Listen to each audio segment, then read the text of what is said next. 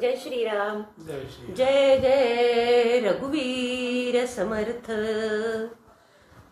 श्रीराम. दीपावली उत्सवानिमित्त आपण रोजच्या दिवसांचं महत्त्व, त्याला अनुलक्षून ज्या काही कथा आहेत, जे काही श्लोक आहेत, जे काही मंत्र आहेत, त्याचा थोडासा अभ्यास करणार आहोत, त्याचा थोडासा विचार करणार आहोत. आज धनत्रयोदशी आणि त्यानिमित्ताने खरं तर सगळ्यांना आधी दीपावलीच्या खूप खूप आनंददायी, आरोग्यदायी आणि समाधानाच्या शुभेच्छा. आनंदाची दीपवाळी घरी बोलवा वनमाळी, घाली ते मी रांगोळी ये रे बा विठ्ठला. अशा त्या भगवंताला या दिवाळीच्या शुभ अवसरी आपणही सगळेजण आमंत्रित करू, म्हणजे मग त्याच्या समवेत आपली दिवाळी जी आहे ती अतिशय आनंदात आणि छान समाधानाने संपन्न होणार आहे. आज धनत्रयोदशी ही तिथी खरं तर अश्विन महिन्याच्या 13व्या दिवशी येत असते.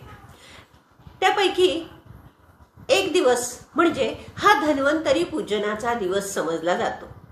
हिंदूंच्या परंपरेप्रमाणे आरोग्याची देवता म्हणजे ही धन्वंतरी समजली जाते. ही समुद्र मंथनाच्या वेळी प्रकट झालेली अशी ही देवता असून ती म्हणे चतुर्भुज आहे. तिच्या चारही हातांमध्ये शंख, चक्र, अमृताचा कलश आणि एक जलबिंदू सारखं एक जळू असतो. या धन्वंतरीला देवांचा वैद्य किंवा आत्ताच्या भाषेत सांगायचे तर डॉक्टर समजले जातं. याला विष्णूचा अवतार सुद्धा समजला जातो. या दिवसाला धन्वंतरी जयंती असं सुद्धा म्हणतात. याची एक कथा सुद्धा खूप छान आहे बरं. कथित अशा भविष्यवाणीनुसार हेमा राजाचा पुत्र त्याच्या 16व्या वर्षीच मृत्युमुखी पडणार असतो. पण मातृपितृ प्रेम उफाळून आलेलं असतं. त्यानुसार आपल्या मुलांनी आयुष्यामध्ये सगळी सुख उपभोगावीत असं आईला तर प्रामुख्याने वाटतच असतं. आणि म्हणून हे दोघंही राजा राणी आपल्या पुत्राचा विवाह करतात. आणि मग त्यांना असं वाटतं की आता 2चे 4 झालेत, आता काही याला भय नाहीये, आता काही याला धोका नाहीये. पण तो खरं तर यमाचा एक संकल्प असतो. 16व्या वर्षी निधन म्हणजे निधन हे ठरलेलंच असतं.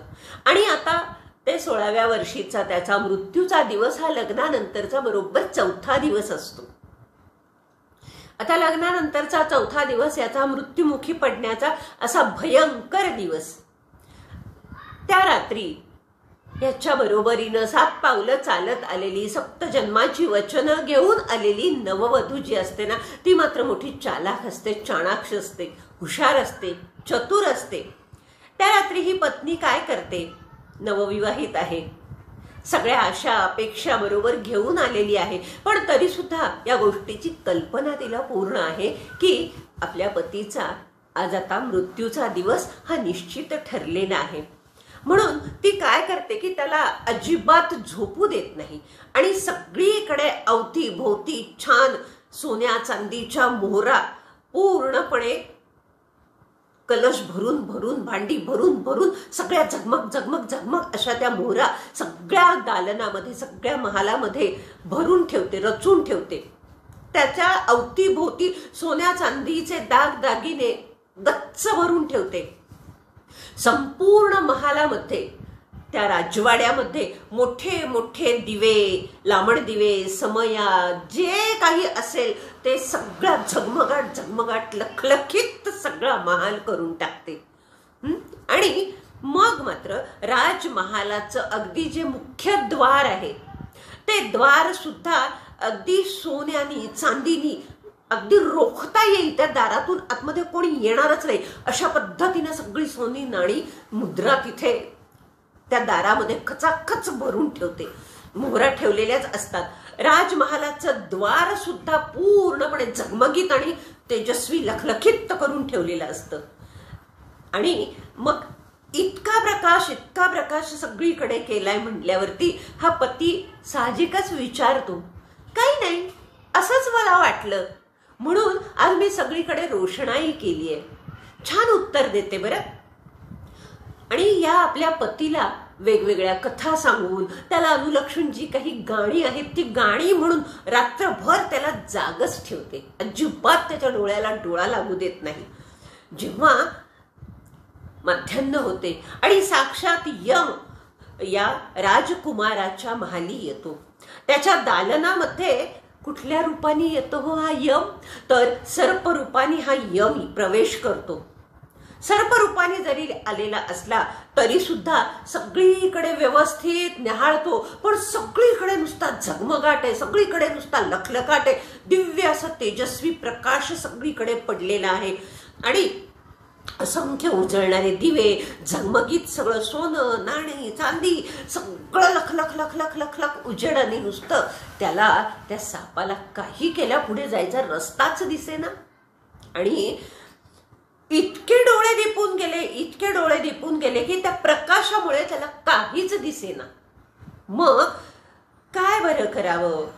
बराच प्रयत्न केला, सगळ्या कानाकोपऱ्यातून सगळीकडून फिरून बघितलं, कुठून तरी आपल्याला शिरता येते का? पण छे, ही राणी, नवविवाहित राणी जी आलेली असते ती खूप हुशार असते आणि आपल्या पतीच्या आयुष्याचं रक्षण कसं करायचं हे तिला खूप छान ठाऊक असतं.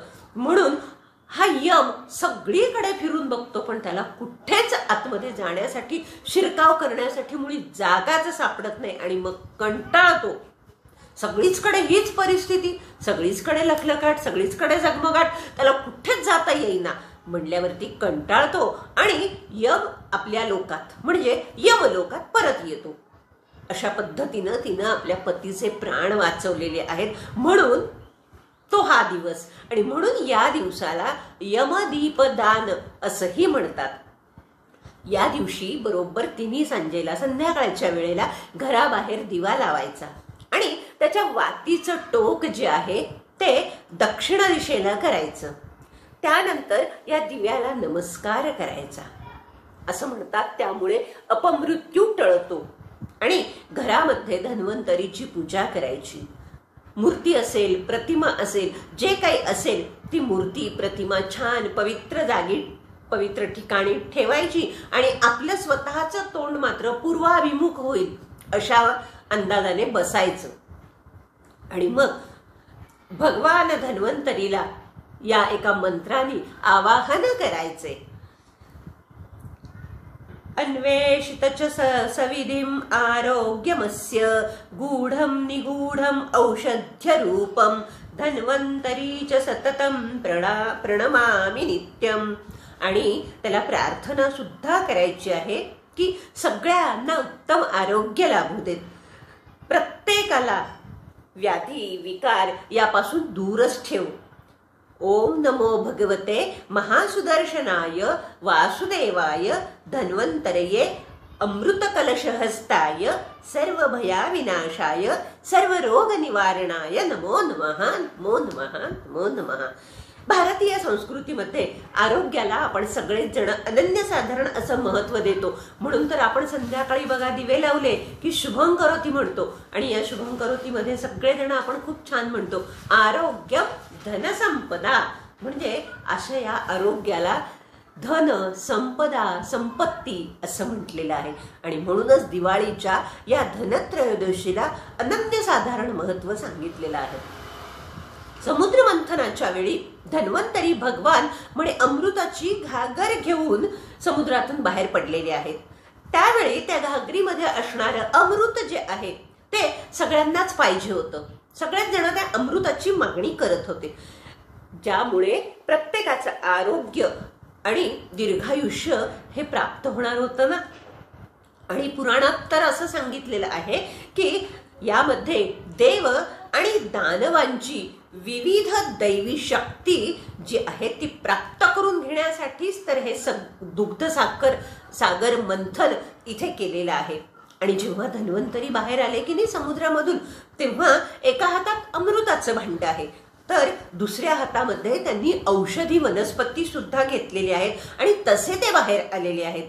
मग असं असताना असं म्हणतात की देव आणि दानवांनी सुद्धा अमृताच्या भांड्याचीच मागणी केली, कारण ते अमरत्वाचे वरदान आहे ना, म्हणून त्यांना अमृत हवं होतं. पण धन्वंतरीचा अवतार हा तर आयुर्वेदाचा अगदी सुरुवातीचा जोडलेला अवतार आहे, सुरुवातीचा जोडलेला संबंध आहे. कारण या धन्वंतरीने आयुर्वेदामध्ये अनेक औषधांचं ज्ञान सगळ्यांना देऊन ठेवलेलं आहे, वैद्यांना. त्यामागे शरीर, मन आणि आत्मा यांचा समतोल म्हणून प्रत्येकाला उत्तम आरोग्य, प्रत्येकाला छान संपत्ती आणि समृद्धीचा आशीर्वाद मिळवण्याचा शुभ असा काळ म्हणजे हा धनत्रयोदशीचा दिवस समजला जातो. आणि म्हणून धन्वंतरी पूजनामुळे असं म्हणतात की एक संध्याकाळी पूजा झाली की एक सकारात्मक ऊर्जा ती पूजा झाल्यावर प्रत्येक जीवाला मिळत असते. म्हणून ही पूजा झाल्यानंतर जेव्हा आपण सगळेजण एक छान आरती या धन्वंतरी देवतेची करायची आहे. बरं, ती आरती सुद्धा इतकी सुंदर रचून ठेवलेली आहे ना. प्रत्येक आयुर्वेदिक डॉक्टर जे असतात ते या धन्वंतरी प्रतिमेची पूजा करून ही आरती छान म्हणतात. कमल नयन श्याम वर्ण पीतांबर साजे, कमल नयन श्याम वर्ण पीतांबर साजे, मनमोहक वस्त्राने आदिदेव विलसे, मनमोहक वस्त्राने आदिदेव विलसे, शंख चक्र जलैका अमृत घट हाती, शंख चक्र जलैका अमृत घट हाती, चतुर्भुजांनी अवघ्या दुःखाला पळवी, चतुर्भुज हातांनी दुःखाला पळवी. जय देव धन्वंतरी देवा, जय देव धन्वंतरी देवा, सकल जनांचा धावा आरोग्य द्यावा, सकल जनांचा धावा आरोग्य द्यावा. देव आणि दैत्यांनी मंथन ते केले, देव आणि दैत्यांनी मंथन ते केले, त्यातून अमृत कलश घेऊन या आले, त्यातून अमृत कलश घेऊन या आले, सकलांना त्यातून या संजीवन दिधले, सकलांना त्यातून या संजीवन दिधले. भय दुःख सरण्याला जन्म मृत्यू हरण्याला, भय दुःख सरण्याला जन्म मृत्यू हरण्याला. जय देव धन्वंतरी देवा, जय देव धन्वंतरी देवा, सकल जनांचा धावा आरोग्य देवा, सकल जनांचा धावा आरोग्य देवा. आरती झाल्यावरती मग धन्वंतरीचं एक स्तोत्र म्हणायचं आणि मग खऱ्या अर्थी ही धनत्रयोदशीची पूजा, धन्वंतरीची पूजा संपन्न होत असते.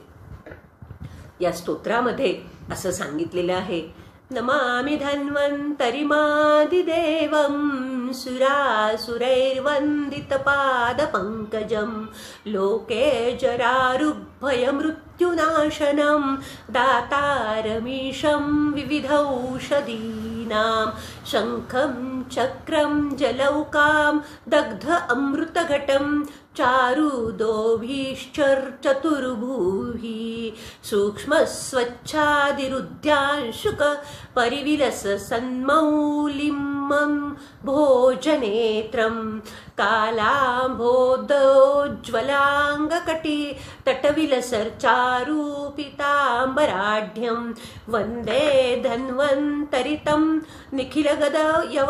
निखिलगदवन प्रौढ दावाग्निलीलं वाग्निलीलम्। ओम नमो भगवते महासुदर्शनाय वासुदेवाय धन्वन्तराय अमृतकलशहस्ताय सर्वभयविनाशाय सर्वरोगनिवारणाय त्रिलोकपथाय त्रिलोकनाथाय श्रीमहाविष्णुस्वरूप श्रीधन्वन्तरिस्वरूप श्री श्री श्री औषधचक्र श्रीनारायणाय नमः। श्रीनारायणाय नमः। श्रीनारायणाय नमः। इति श्रीधन्वन्तरी स्तोत्रं सम्पूर्णं। धन्वन्तरी देवताभ्यो नमो नमः। जय श्रीराम। अशा प्रकारे आज आपण ही धन्वन्तरी धनत्रयोदशीची कथा आणि थोडासा अर्थ आणि श्लोकाच्या माध्यमातून याचं श्रवण केलेलं आहे। धन्यवाद। जय श्रीराम।